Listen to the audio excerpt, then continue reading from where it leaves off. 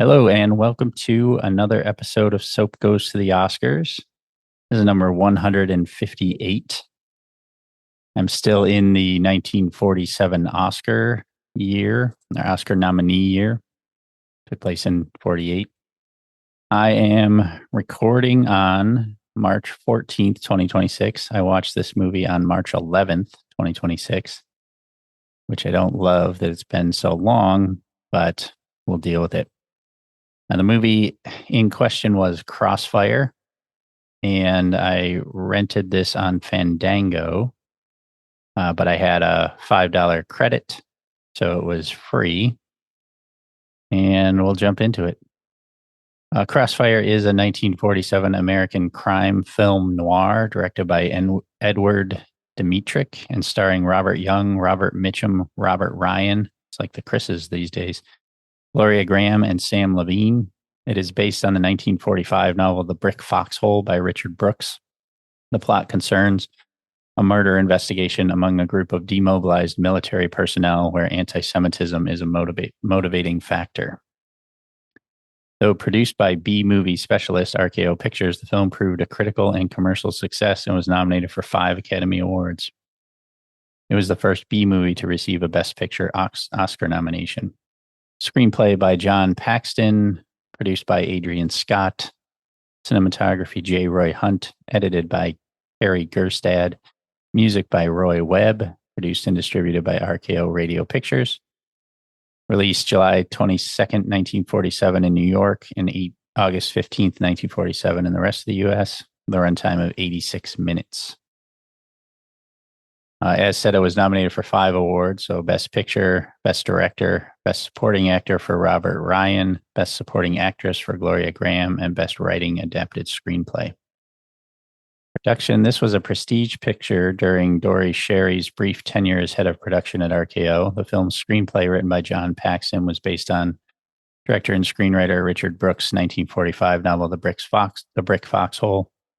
Brooks wrote his novel while he was a sergeant in the U.S. Marine Corps, making training films at Quantico, Virginia, and Camp Pendleton, California.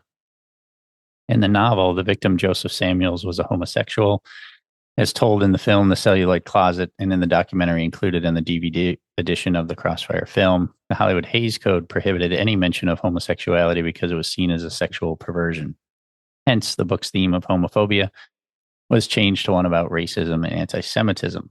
Nevertheless, the fast rapport which develops between the artistic soldier Arthur Mitch Mitchell, George Cooper, and the sensitive older man Joseph Samuels, Sam Levine, hints at the original subtext.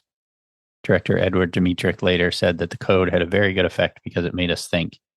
If we wanted to get something across that was censorable, we had to do it deviously. We had to be clever, and it usually turned out to be much better than if we had done it straight. The film was shot entirely at the RKO studio backlot in Los Angeles over 24 days.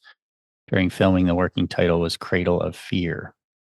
The New York Times film critic Bosley Crowther lauded the acting in the drama and wrote, Mr. Dmytryk has handled most excellently a superlative cast which plays the drama. Robert Ryan is frighteningly real as the hard, sinewy, loudmouth, intolerant, vicious murderer, and Robert Mitchum, Steve Brody, and George Cooper are variously revealing as his pals. Robert Young gives a fine, taut performance as the patiently questioning police lieutenant whose mind and sensibilities are revolted and eloquently expressed by what he finds. Sam Levine is affectingly gentle in his brief bit as the Jewish victim, and Gloria Grahame is believably brazen and pathetic as a girl of the streets. Okay, so I gave this one 3.5 stars. It was pretty good. This is a weird year of movies. So the first 3 movies I watched were Great Expectations, Miracle on 34th Street, and The Bishop's Wife. Great Expectations, I wouldn't say is like a happy-go-lucky film. The other 2 kind of are. Miracle on 34th Street, to be sure, and The Bishop's Wife was, kind of a fun one too. And I enjoyed all 3 of those a lot. And then I get to these next 2, which is Crossfire and The Winner, Gentleman's Agreement, both dealing with Jewish issues or anti-Semitism. And it was a strange kind of juxtaposition of these other 3 movies that are, 2 of them are kind of Christmas movies. One of them is an old stuffy British novel adaptation, and then these two movies about Jewishness.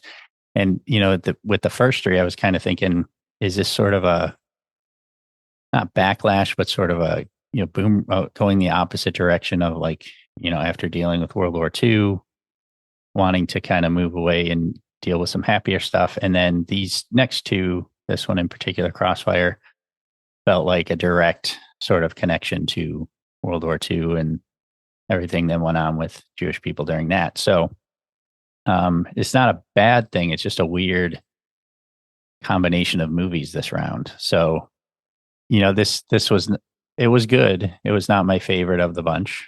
I gave Miracle on 34th Street and The Bishop's Wife both 4 stars.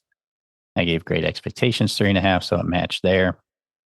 Yeah, so it was good. Performances are all good. Robert Mitchum was really good, and the rest of the cast, as my man Bosley Crowther noted, were also excellent. The investigator was really good too. A very kind of subdued performance from him, but overall really good.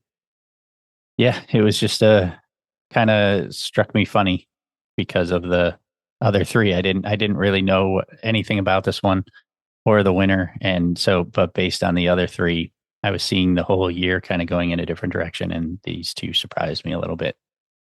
And I don't know if that's why, like, I'll spoil a little bit. Gentleman's Agreement, I didn't like that much, but so I don't know if it's because I liked the other three so much and they were a little bit happier, and then these two were kind of like, ooh, but um, not bad movie. This was not a bad movie. It just wasn't.